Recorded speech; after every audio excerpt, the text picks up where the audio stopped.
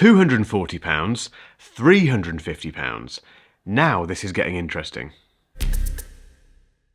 These are the Mackie MC-60BTs. They're made by a manufacturer who are very well known in the pro audio field, so immediately I'm interested, just as I was with the Focal Barties. More importantly, I want to see how these brand new noise cancelling headphones compete against Sony's latest flagships. And yes, the XM5s were one of the most anticipated headphone releases of this year, and unfortunately one of the most underwhelming. And there are two reasons for me making this comparison today. The first is Mackie's incredible heritage, and the second is that really aggressive price point. So, can these new headphones beat the noise cancelling experts from Sony, and will they make a good Christmas present either for yourself or for someone else?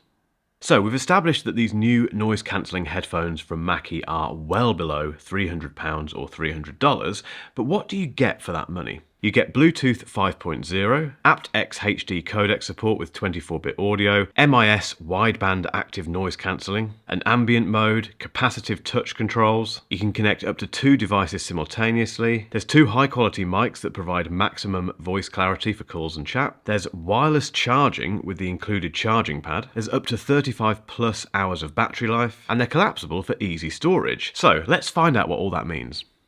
Let's start with design and the case. And if we compare the Mackie case to the Sony XM5 case, it's quite a difference. Do you remember when cases for headphones were this small? And the reason this case is this small is because the headphones fold properly. So rather than just folding like that, which most new headphones seem to fold like, these fold up like the old Sony XM4s. And in turn, that means the case can be this small, which is just convenient and perfect. It's also really well made, it's nice and tough. There's this strange flappy thing inside, I'm not sure what that's for, but the rest of it is great. It's got 2 great big canopies in here that you can put all your cables and stuff in. And while we're talking about cables and things, just a very quick note on the charging. So 35 hours of battery life, fantastic. They charge via USB-C, obviously, but they also come with this. This is a wireless charging mat and it comes with the headphones, and yes, you can charge them wirelessly. And it's really straightforward. You just rest one of the ear cups on the charger while it's on the desk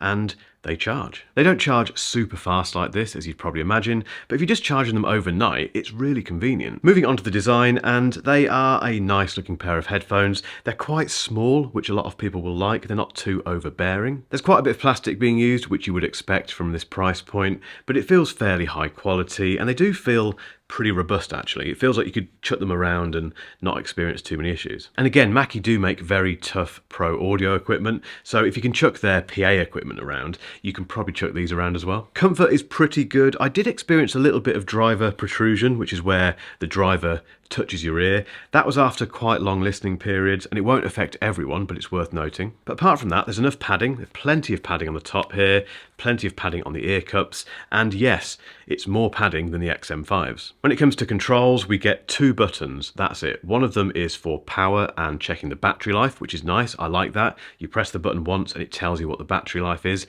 Far too many headphones don't do that. The other button is for noise cancelling and ambient mode. And if you want to do anything else on the headphones, they are touch controls, which I'm not keen on personally. I've never been keen on that. And on these, they do feel a little bit tricky to get used to. But if you like touch controls and you like a minimalist look, then these will probably serve you quite well.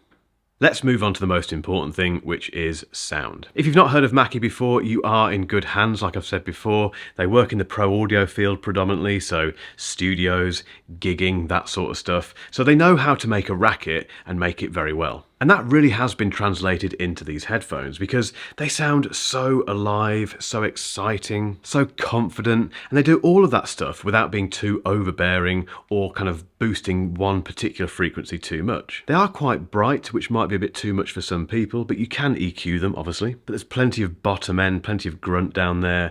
The mid-range is quite pronounced, and although I don't particularly like that kind of sound signature, I didn't mind it on these. It's just a big, controlled, live sounding sound, if that makes sense, which again isn't a surprise when you bear in mind what Mackie do. And when you compare these to the XM5s, it's a really interesting comparison because Like many people, I'm not that keen on the XM5 sound compared to the XM4s. They've lost some of the excitement, some of the big sound that you get from the XM4s, and you get all of that stuff actually with these MC60s. However, as I always say, sound is a hugely subjective topic. You may not agree with me on this at all, but if you're after a live sounding, very kind of big, earthy, fun, exciting pair of headphones, these Mackies are brilliant for the price. Noise cancelling isn't bad as well. It's not as good as the XM5s, there's no two ways about that, but it's pretty acceptable for the price. Again, you have to bear in mind, these are well below £300, $300. The XM5s do beat them, but then Sony have been the leaders in noise cancelling for a long time,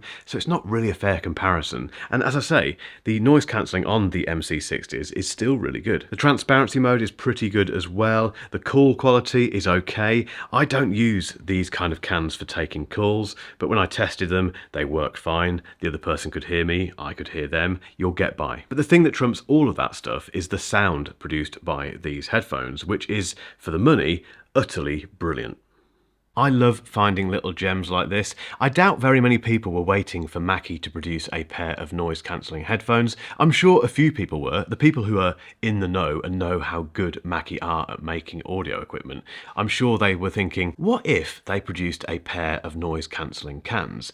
But the mass market consumers weren't. Which is why I think it's important to highlight the quality of headphones like these, because they're so well priced and they've got such great features.